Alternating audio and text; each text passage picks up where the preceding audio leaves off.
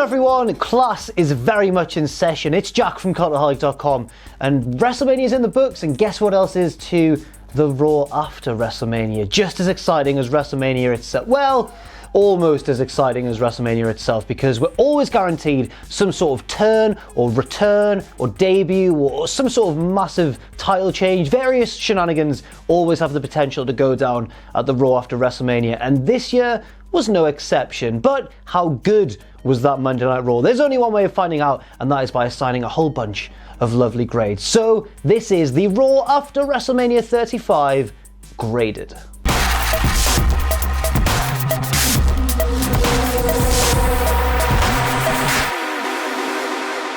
So first, let's talk about that mammoth opening segment, which started off obviously with Seth Rollins coming to the ring and saying, yep, Lesnar's gone on his flight to Vegas, off he goes, him and Heyman can stay there as far as I'm concerned. And you know, Rollins was just soaking in the cheers and the adulation from everybody, and then he was interrupted by the New Day, and obviously Kofi Kingston with his new WWE Championship, or the new old WWE Championship. And yeah, this was a bit tense. I mean, it was really joyful and happy. Everyone was pleased to see these two baby faces with the two top titles in the promotion. But at the same time, it was a bit tense. Oh, and Big E did the splits and stuff as well. But generally, there was an undercurrent of tension and sort of competitiveness between the two. And Rollins was like, this isn't Tuesday, this is Monday, and all that sort of thing. And then, in a sort of development that I don't think anybody saw coming, they were like, right, let's do it. Let's have a title versus title, winner-take-all match in the main event tonight. And I was just like, what is going on? I don't want to see either of these guys lose the title. I almost didn't want the main event to have a clean finish. We'll get to that, but I think I'm going to give this opening segment a B+. You might expect me to have given it maybe an A or an A- or something, but the worry that it filled me with, the dread, makes me bump it down to just a B+. Still a really effective opening segment. I just think it felt as though maybe they were jumping the gun a little bit too much, or you know, at the same time, they might have been setting us up for disappointment. And one of those two things did happen at the end of the show. You know, the gun was either jumped or we had a disappointing finish. You probably know which one it was, but let's talk about that in due course. Next up, the Raw Tag Team title match between Hawkins and Ryder and the Revival. Obviously, Hawkins and Ryder now have the titles, having won on the pre-show of WrestleMania the night before. Now, this was okay, actually. I think I preferred this match even to the one at WrestleMania. It had more of an urgent feel. The Revival were obviously desperate to win their titles back, and there were some nifty moments, some nice little twists and turns. For example, they went for the false finish from, you know, the finish that ended the match at WrestleMania, but that didn't work this time. And then it looked like the Revival had it sewn up. They were about to pin Zack Ryder, and then obviously Hawkins got a roll up, secured the victory, and he's an unstoppable winning machine, man. Curt Hawkins, he's Goldberg. He's going to be Universal Champion within the next 3 to 4 months. Mark my words. I'm going to give this also a B+. And once again, you might be like, nah, Jack, this was a cool match. Quite a nice novel ending. Why doesn't it get maybe an A-? There's one thing holding it back for me this time, and it's the Revival. The poor Revival. Poor the Revival. Poor the Revival. Poor Dash and Dawson. Next up, Baron Corbin came out and was just showered upon with boos from the crowd, and rightly so. It was the right sort of heat for cleanly defeating Kurt Angle at WrestleMania and sending him off with a loss and all that sort of business. But then Kurt Angle came out and interrupted him and sort of said, you know what, fair play, Baron, you were the better man. I'm going to shake your hand and wish you all the luck in the world heading into your future. Bad luck, bang, Angle slam, ankle lock. Baron Corbin's tapping out, tap, tap, tap. And then, strangely enough, we got a new debut, a surprise debut, and one that we've been waiting for a very, very long time. That debut was, of course, former NXT superstar Lars Sullivan, who's finally made it to the main roster. He beat up Kurt Angle. Corbin was basically out of there, he got out of dodge, but Lars Sullivan was dominant, and really, I think it was a wise move to use Angle as kind of a device to allow for Lars to get a big rub upon his debut. Now, the only thing holding this back for me is Baron Corbin. You know, maybe it kind of took away from his win at WrestleMania to have him so soundly beaten in this little scrap by Kurt Angle. But at the same time, you know, Baron Corbin just plays the loser so well that it didn't take away that much from it, I don't think. Baron Corbin will be able to bounce back from this. He bounces back from everything because he so often gets crapped upon, if that makes any sort of sense. I'm going to give this segment an A-.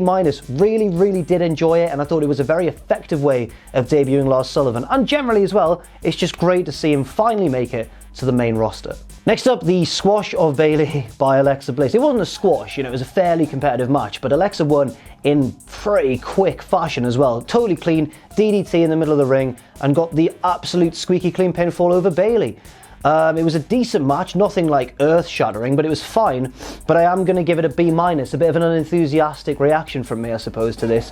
And that's because, basically, I'm really worried about Bayley. Great to see Alexa back in the ring, great to see her actually wrestling once again. She's obviously very, very popular with the crowd, but I just fear for Bayley and, by association, Sasha Banks. Now that they've lost those titles, are they going to slip down to where they were before they won them? Are they going to be going to counselling again? Are they going to be teasing feuds with each other and then not doing it? Or are they generally just going to be kind of an afterthought? Because they're way too talented and way too integral members of the women's division to be thought of as afterthoughts. And I'm just worried. I'm just really worried about that. So yeah, B- grade, but it was a decent match. And on the positive side, I am pleased to see Alexa back in the ring. Next up, the double champ Becky Lynch hit the ring with both the Raw and SmackDown women's titles, and it was great to see. And honestly, the promo that she cut here seemed pretty totally improvised, to be honest, which obviously made it a bit rougher around the edges from just a pure dialogue point of view, but it also, I think, made Becky seem genuinely quite emotional and genuinely quite touched by the outpouring she received. This wasn't like old white meat babyface Becky Lynch, though. She still had that cocky edge to her that we love so much these days. She said that Ronda, whenever she stopped sulking, can come and have another shot at the champ and everything, which implies maybe a rematch at some point in the future, and kind of addresses, without directly addressing, that dodgy finish to WrestleMania 35 as well, which was just quite sad to see. I mean, the match itself was fine, but it was a bit frustrating, wasn't it? But the segment wasn't over there, because as Becky went to leave and go up the ramp, she was interrupted by Lacey Evans, and I really liked the little swerve here, because Lacey came down, and then it looked as though she was going to do the standard Lacey Evans thing, just walking straight to the back again, but instead, she turned back around, bang, big right hand to Becky Lynch's face, and the brawl was on. And I liked this brawl. It was intense, it was back and forth, and eventually it was separated by security or by officials and referees and that sort of thing before either woman could really do too much damage to the other. So yeah, I really liked pretty much everything about this segment actually. I enjoyed the fact that Lacey Evans is Becky's next opponent by the looks of things, just because I think it's fine to have Becky go against someone of a slightly lower stature than her regular opponents. That's totally fine. Obviously they're really hot on Lacey Evans as well, and it's good experience for her, and I honestly don't mind her getting this push either. I know she might have disappointed a bit in the Royal Rumble, but as we saw in the Mae Young Classic that she was in, she does know how to work a good singles match, and I think that her and Becky could work really well together. Becky's promo too was really nice and really emotional and really happy to see. So I'm going to give this an A-, really strong segment, and I think on the whole, one of the higher points of the show. Next up, that tag match between Ricochet and Aleister Black and Bobby Roode and Chad Gable. It was decent, a totally decent match. I enjoyed it for what it was. Obviously, there was a bit of a predictable result with the hotter, newer act on the main roster picking up the clean victory. But then afterwards, nice little developments with Bobby Roode getting a little cheap shot in on Ricochet, hinting at a heel turn, maybe even just being his heel turn. I don't know, but yeah, it was cool to see, and hopefully this does lead to a split where we get to see a heel Bobby Roode and a babyface Chad Gable. That's what I really do want to see. I don't want to see Bobby Roode and Chad Gable both turn heel. I want to see the bit of friction between the two, and eventually, hopefully, they can break apart and be single stars once again, especially Chad Gable, because he deserves so much. He's so talented in the ring. I'm going to give this whole match and then the aftermath a B. I thought it was pretty good, and it just does fill me with quite a lot of optimism for Roode and especially Gable's future. Then we had that weird backstage promo, which I assume is for Bray Wyatt, because I think that puppet that we saw pop up was a buzzard. Also, some people were saying that the song in the background was an altered version or a slightly different version of Bray Wyatt's theme, maybe with different instrumentation or something. I can't quite remember what it was, but I'll trust the internet on this one. I honestly don't know what to give this. We'll have to wait a bit longer to see how this pans out and whether it is Bray Wyatt, and if so, whether it's a good gimmick or a bad gimmick. So I can't give anything other than that unsatisfying question mark grade. I do apologise, but I'm sure you understand my point of view. The next segment was Dean Ambrose's final match against Bobby Lashley. Now, it didn't turn out to be a match, actually, but it did seem, actually, like the final appearance of Dean Ambrose. I wouldn't be surprised if this is the last we see of him in a WWE ring. Yeah, it was quite odd. So basically, Ambrose came out, he was ready for his match, and then Leo and Lashley came out. And the one odd thing about this segment that made me wonder whether it was planned or not was that not the whole segment was planned or not, but whether this little bit was planned or not, was that Leo Rush had the mic, but then sort of froze and didn't say anything, which is very odd for Leo Rush, a great promo guy. He just handed the mic to Bobby, who then channeled his inner Samoa Joe and said, "You know what, Dean, you're heading off. I'll look after your wife for you." Oh, you despicable man. Obviously Dean snapped, they had a really nice brawl all the way up the ramp to the commentary area, and then the numbers game kind of caught up to Ambrose because Leo was being a little pest. Lashley was able to nail Dean with the spear, slam him onto the announce table, and then they headed triumphantly to the back while Renee checked on her fallen husband. Nice segment, gonna give it a B+. I liked the way that it really helped regain some of Bobby Lashley's momentum after losing at WrestleMania in such quick fashion to Finn Bálor. And yeah, it seems as though it's progressing the story, even though one of the people in the segment is, I assume, leaving for good. Then we had another match, this time between, well, there was a little bit of a promo before it actually, featuring the returning Sami Zayn. I was buzzing to see Sami Zayn back, one of my favourite superstars in all of WWE. And yeah, I really liked it. He came out, everyone seemed delighted to see him, and then we were straight into, after a short feel-good promo, straight into a match with the new IC champion, Finn Bálor. Not the demon, just normal old, non-painted Finn Bálor. Just handsome little Irishman, Finn bloody Bálor. The match itself was pretty good. I think on balance, maybe the best match on Raw.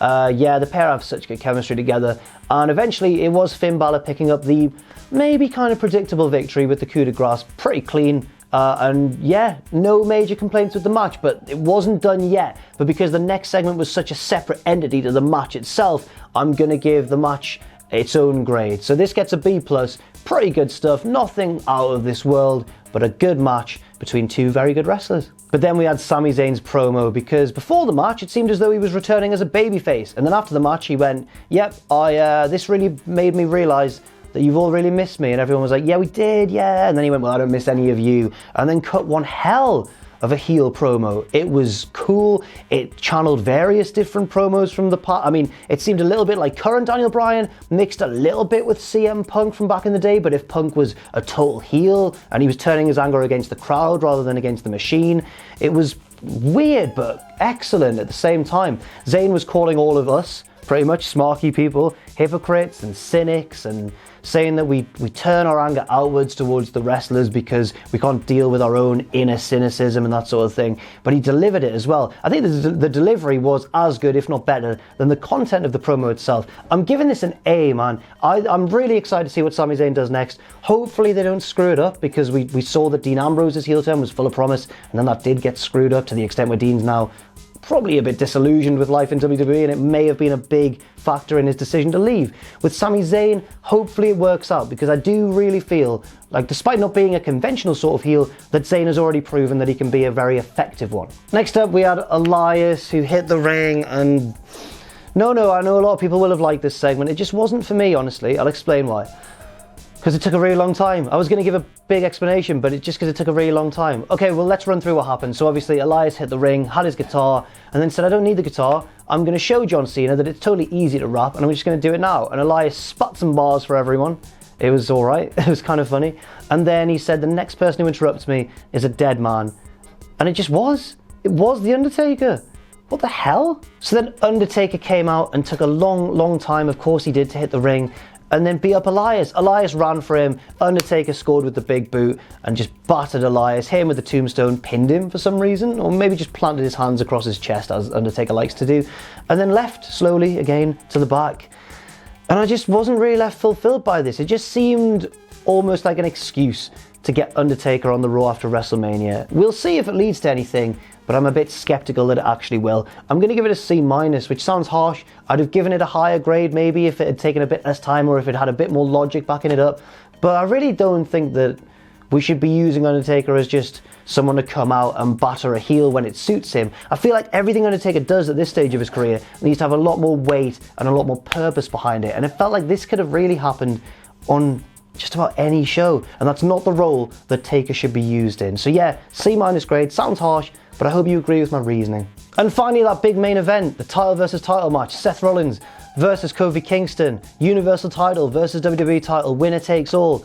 But that's not what happened at all, is it? And everyone was going wild on social media and on our live stream at the time, just saying like, what's going to happen? Are the Undisputed Era going to run in? Is Seth going to turn heel? Is Kofi going to win both titles? What's going to happen? And in the end, it was actually very underwhelming. So the few minutes that we got of Seth versus Kofi was predictably really good, because they're both really good wrestlers, but it didn't last very long until the Bar ran in, Sheamus and Cesaro ran in, and it felt a bit house showy, to be honest with you.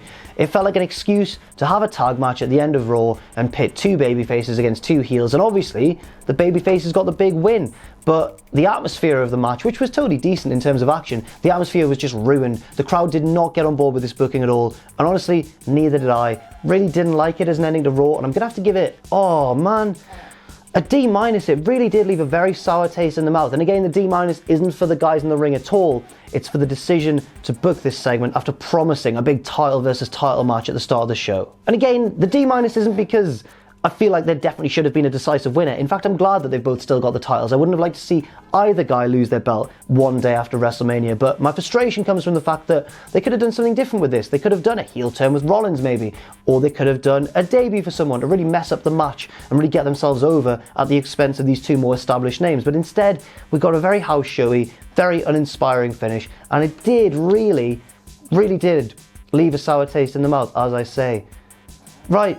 Let's get on with the overall grade. The overall grade for this show, well, initially I was torn between an A- or a B+. I thought it's going to be one of those two, and then that last segment just turned the crowd so against the show and turned my opinion against the show so much that I'm going to knock it down, not too far, but just to a standard B. This Raw really did deserve more than that, but yeah, that ending really did sour me on it quite a lot. Still a good show though, still a lot of positives to take away, storyline developments and that sort of thing going on. Lars Sullivan's involved, which is great to see. And yeah, you know what, the good did outweigh the bad, but the bad did sting quite a lot. Ooh, what a nutty little way to wrap up this video. I hope you've enjoyed it. That was the Raw after WrestleMania graded, and stay tuned for everything that happens on SmackDown as well. Thanks very much for watching, and let us know what you think in the comments section down below. You can follow Cultaholic on Twitter at Cultaholic and on Facebook at facebook.com/Cultaholic. If you enjoy what we do, then please do check out our Patreon, patreon.com/Cultaholic, where you can pledge. And don't forget, of course, most importantly of all, to hit subscribe and to join us.